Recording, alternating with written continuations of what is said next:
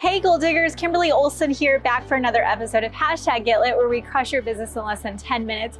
71 degrees out in November in Austin, Texas. So I thought I'm gonna come sit outside for this episode. Today we're gonna talk about how your people pleasing is actually destructive and how to find your voice. So if you feel as though you are not playing big, you feel like you don't know how to post on social media, be vulnerable, genuine, authentic, you're having conversations with people and you just kind of clam up, this episode is for you, so stay tuned.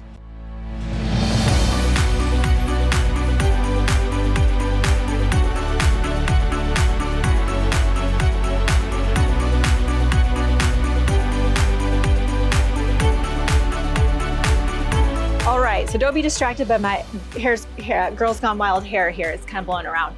So when it comes to being a people pleaser, I'm a recovering people pleaser. I grew up in a home where, you were acknowledged or you had more attention when you did something well, right? It was expected to achieve. Like I was just raised in that kind of environment, okay? And I think it really looking back, like my parents always did the best that they could, right? My mom was a single parent. We lived with my grandfather for many years. But what happened is that became part of who I was. I became a people pleaser in relationships, in work, with my family. And I found it very hard to speak my voice. So if I had an opinion about something or I wanted to disagree with someone, I found it very hard to speak my voice. Greatest example is, let's say someone on your team does something that's inappropriate, maybe in a group chat, they're being negative. In the past, I wouldn't reach out to that person and say anything. I would just be like, oh, right? Like almost like passive aggressive, just like let it go, right? Well, now, because I've learned how to grab my voice and use it, I would reach out to that person privately and say, hey, just so you know, the group chat needs to stay positive. If you need to vent or you feel frustrated, I need you to come to me privately. Like, no big deal, right? Just say it. But when you're kind of grown up in a certain way or wired a certain way, then when you're a people pleaser, you are so afraid of making people upset. You're so afraid of confrontation. You are afraid of being direct with people that often you go along with the flow. You go along with things you don't disagree with, or you go along with things you don't agree with. And people will treat you how you let them treat you. So if you're finding that your spouse isn't supportive and they're like, oh, what are you even doing on your phone? That's not even real. And you don't push back on that, you're letting them treat you that way, okay? So this is not an easy conversation to have, and I'm not here to make you feel bad about yourself. I'm one boss babe to another to share with you. I've been there, I've overcome it, and I gotta tell you, on the other side of it is amazing, because what happens is, this is huge, you guys. Confident people speak their voice, but it's through the speaking of what they believe in, the convictions that they have, they find their confidence. You find your confidence through your voice. It's kind of like when you think about your kiddos taking that first step, it's when they take that first step and it's kind of that wobbly step where they don't topple over completely. They're like, oh my gosh, I can do this. And then they take that next wobbly step and then they step, and then they're walking, right? It's that first wobbly step to go, oh my gosh, I'm doing it, okay? So for you, that wobbly step is feeling very uncomfortable, being direct with people, speaking your voice. The blue throat chakra, it's blue, is all about, and if you know anything about chakras, it's about energy. We have meridian points and all the things. My girl, Ashley Welch, go look her up. She can teach you more about that. So with these chakras that we have though, there are certain ones that need to be strengthened. And for a lot of you, it's the blue throat chakra, okay? It's a muscle. It's something that you can get better at and stronger at, okay?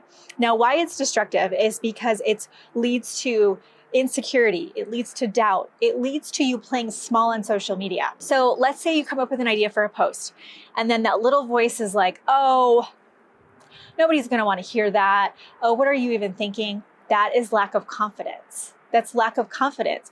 You aren't letting yourself speak your voice. Going live is a perfect example. Do you know how many people I know, or students that have been in my programs, or followers that watch my trainings on go live every week on Facebook? And we just had a video on that a couple days ago on here. Go live. That was one of the tips I had for you. Go live every week. Create a weekly show. Guys, my whole life on social media changed when I started going live every week. I can't tell you how shaky I was to hit that button, because I was thinking, oh my gosh, what will people think? What will people think that she's going live?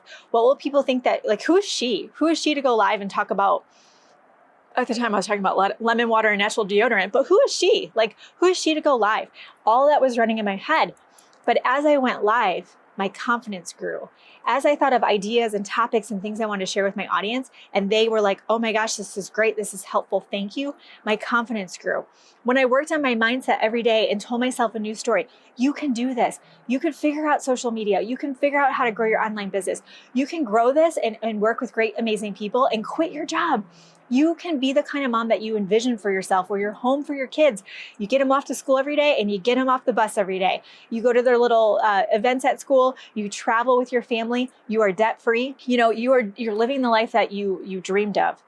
There's no way, there is absolutely no way you are going to be able to get what you want by playing small.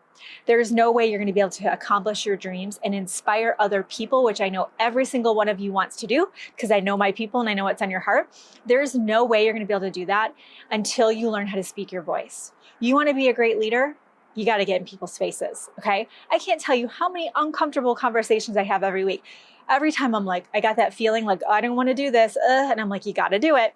I make myself do it. And it doesn't necessarily get easier. Like, I still don't want to have those direct conversations, but the faith that I have to do it strengthens, and I just do it now. I don't sweep anything under the rug.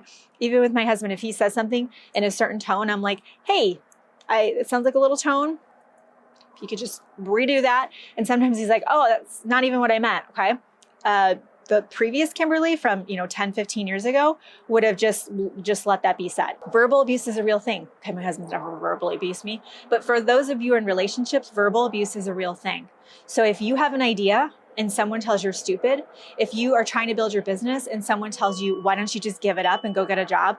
That is being verbally abusive. Nobody gets to tell you what to dream. Nobody gets to tell you what your goals are. Nobody gets to tell you the impact that you're going to make on this world. If there's something in your heart, that's divine. That's from God, okay? You can't ignore that, and that person doesn't know. And this is the thing. If you let them treat you that way, you're validating them. You're giving them more strength. And whenever someone's treating you that way, they're reflecting their own insecurities on you. They are projecting their own insecurities. Think about it. If you're breaking the norm and you're doing something different, everyone around you feels threatened because you're basically doing something different. They start feeling insecure. So instead of going, maybe I should do something different, or wow, good for her, like she's just going for it, that's awesome, and celebrating you, they turn around and they criticize and they try to break you down. Get some new friends, okay? Get some new friends. Sever those relationships. Put boundaries in place for those relationships. Maybe hang out once in a while instead of every weekend with those people, and get some new friends. If you've noticed, I have leveled up my friendships. I have leveled up my circle of influence. I've leveled up the people I'm coaching with. I'm coaching with an 8-figure earner. Okay. Why do you think I'm coaching with an 8-figure earner? Because I want to grow to be that. Because then I can impact more people. I can do more good in this world. I'm not gonna be able to do that if I'm listening to the people. My family, I love them, but whenever I'm around them, there's not anyone that's like, cool, I'm gonna go create this thing and I have this big goal and I have this dream. Just kind of doing the same thing they did yesterday. Totally fine, but that's not what I want for my life. So you need to really, really look at who's around you. Are they supporting you?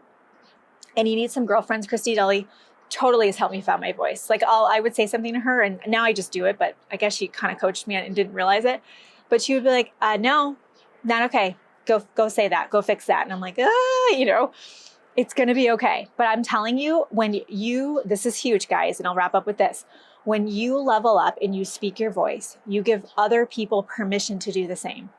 If we all challenge the status quo and we break through all this people pleasing, all of us together are going to all improve, and we're all going to say, I have a voice and my voice is worth something and I have value to offer. And respectfully, I have a right to think whatever it is that I think. Okay. So that's what I have for you today. If you're on YouTube, subscribe. If you're on Facebook, make sure the notifications are turned to all. Share this. I would love for you to share this out. Comment below with your favorite takeaway and put this in your stories. Take a screenshot.